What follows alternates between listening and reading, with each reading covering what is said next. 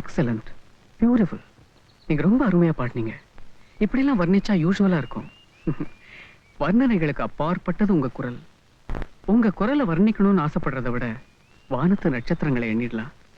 அதோ உங்க பாட்டை சுமந்துக்கிட்டு போதே அந்த காத்த பிடிச்சிடலாம்.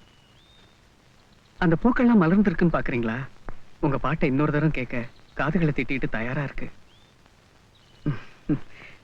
நான் கொஞ்சம் அதிகமா உரிமை எடுத்துக்கிறதா நினைக்காதீங்க.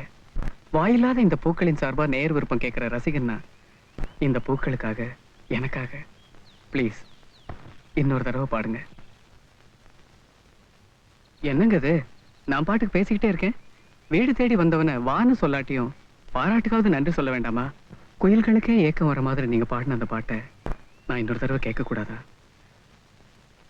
சரி, உங்களுக்கு மூடு இல்லைன்னா பாட வேண்டாம்.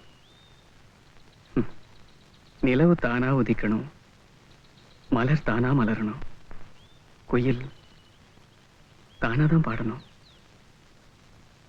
I am sorry. இந்தாங்க சார், இந்த குயிலை எத்தனை தடவை வேணும்னாலும் பாட வச்சு கேட்டுக்கோ. என்னாச்சு? இது அவ எப்பவோ பாடின பாட்டு.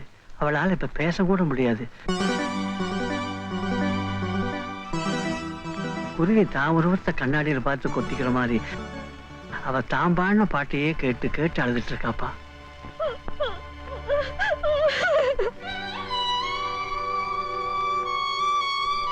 அவ காலேஜில் படிக்கும்போது ஒரு ஆக்சிடென்ட் இப்படி ஆகிப்போச்சு.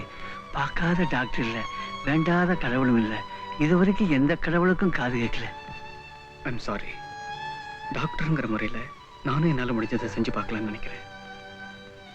நீங்கள் இதுக்கு முன்னால் எடுத்த ட்ரீட்மெண்ட் ஃபைலோட என்ன ஹாஸ்பிட்டலில் வந்து பாருங்கள். கடவுளுக்கும் சில சமயம் காது கேட்கறது உண்டு.